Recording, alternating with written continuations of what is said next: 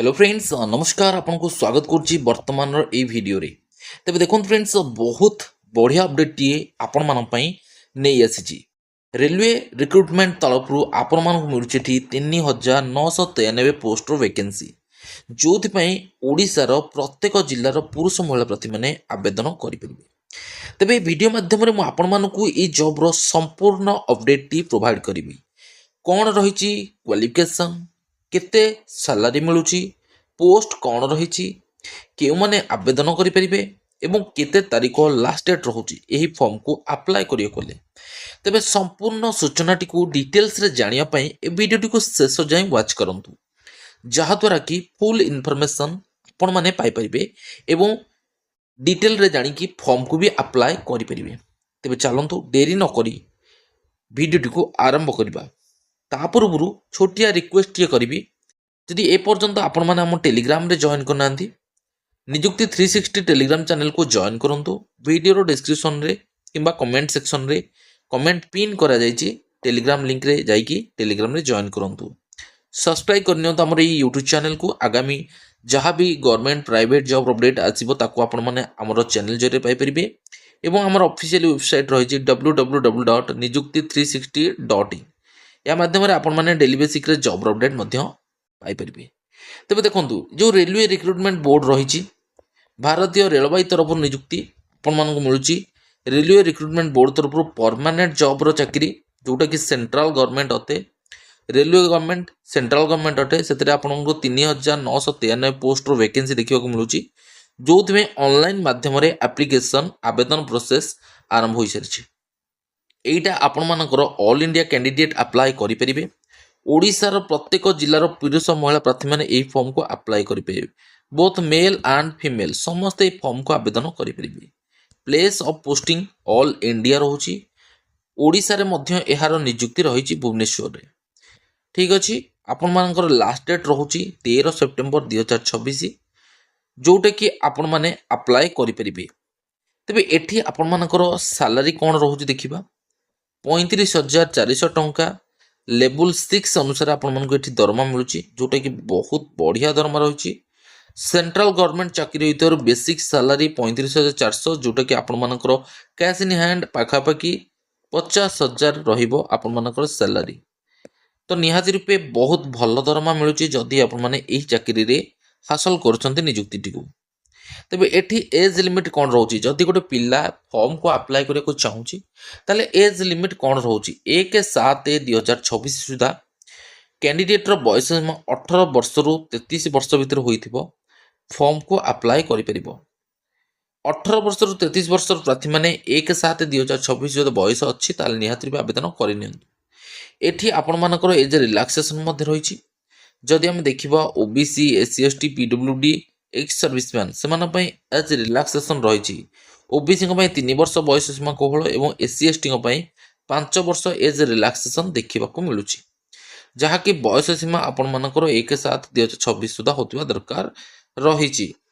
एठी आपण मानकर जो फॉर्म आसी फॉर्म रिक्रुटमेंट रही जूनियर इंजीनियर पोस्ट रे जो एलिजिबिलिटी क्राइटेरिया आपण मानकर देखा मिलूँ डिग्री किंबा डिप्लोमा कंप्लीट करथिबे ताहाले फॉर्म को आवेदन करेंगे। नॉर्मल शिक्षागत योग्यता डिग्री किंबा डिप्लोमा करथिबे जदि एहा को आवेदन करेंगे। तेबे फॉर्म को अप्लाई करिया बेले आपण मानकर ऑनलाइन प्रोसेस रे जेतला अप्लाई करिवे अप्लाई कला बेले आपण मानकु एठी किछि एप्लिकेशन फीस मागिबो जोटा कि आपण मानकर रहूची 500 टंका नॉर्मली रहूची 250 टंका एससी एसटी पिला मानन पे रहूची एटा भी रिफंडेबल रहइबो जदि आपण माने परीक्षा देबे परवर्ती समय रे आपण मानकु एटा रिफंड आसी जिवो। फॉर्म को अप्लाई करबा समय रे आपण मानकर किछि डॉक्यूमेंट मध्ये दरकार रहइबो से डॉक्यूमेंट गुडी को देखंतु मु रखिछि आपण मानक सामने रे जोटा कि मु आपण मानक कहि रखिबी डॉक्यूमेंट गुडी को कोन रहिछि